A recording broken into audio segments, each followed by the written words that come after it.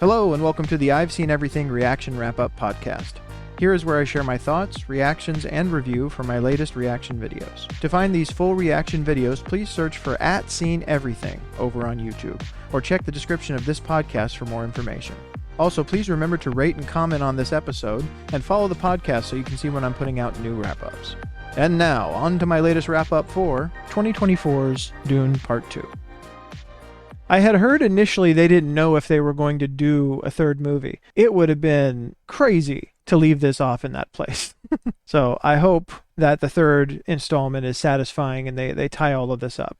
Here is my theory. With Paul, we have kind of a Doctor Strange in Infinity War and Endgame situation. You know, all the different possibilities, which one actually leads to victory or which one leads to the positive outcome you want to aim yourself toward. His mother is aimed at his ascendancy to be this, basically living God, Messiah character or figure, and her ascendancy with it as the Reverend Mother over him. Paul held off for as long as he could even going to the South because he was afraid to deal with the fundamentalists and what it would do to him just being there on the receiving end of all this power and what that might do to him. I think that he's hanging on to her very tightly, emotionally and mentally, whether she knows it or not, as the only thing, meaning Chani, as the only thing that is holding him back to who he is. I think that is why he said what he said to her, that kind of signal about, I'm still me. This is the thing I said to you before all of this, when I was still the person you know and love. I am still that person. And I'm in as a subtle way as possible trying to signal that to you before I go do this other thing.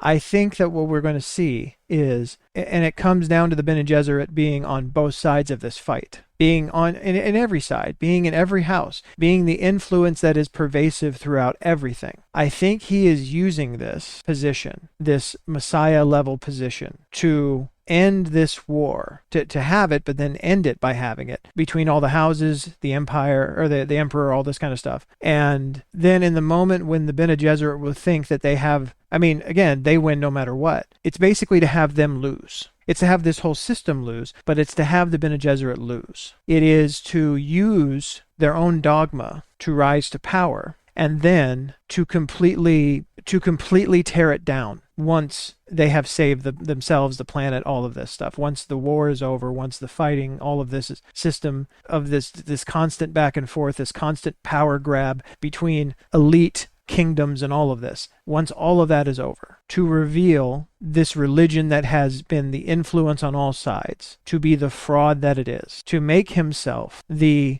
Messiah character, the Messiah figure followed by the fundamentalists, where they are into him and everywhere he leads them so deep, they follow him without doubt, that if he were to then tell them these things, to twist it back and tell them these things, that they would believe him, that is the only thing that could kind of deprogram them from this control as in form of religion that has pervaded every walk of life in the universe. All of these houses, the emperor, even the Fremen, anybody. The whole argument that Chani and the Fremen from the north keep making about they don't believe in this. It's all lies. It's all mysticism. It's sold to them, brought to them from off-worlders and foreigners. It is not the beliefs and customs and religion of their people. Not even talking about showing a clear example of things we've seen throughout history on our own planet, of colonization, of wealthy countries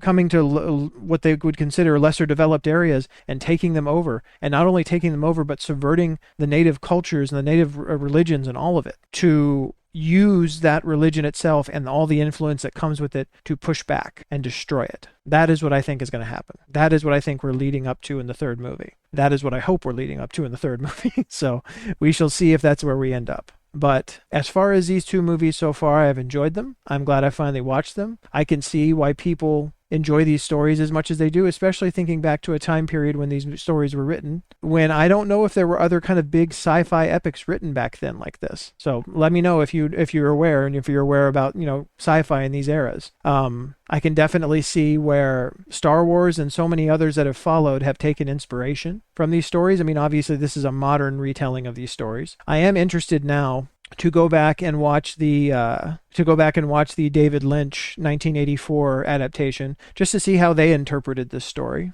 Maybe I'll throw that up as an extra on the Patreon somewhere or something like that. But as for this, thank you for being here to watch these. Excuse me if I can speak. Thank you for being here to watch both of these with me. I have enjoyed them both. I'm looking forward to seeing the third one at some point here in the near future. And I will see you on the next video. Take care. Thanks so much for listening to the I've Seen Everything reaction wrap-up. Again, to find these full reaction videos, please search for @SeenEverything over on YouTube or check the description of this podcast for more information. Also, please remember to rate and comment on this episode and follow the podcast so you can see when I'm putting out new wrap-ups. Thanks for stopping by, and I'll meet you here for the next episode.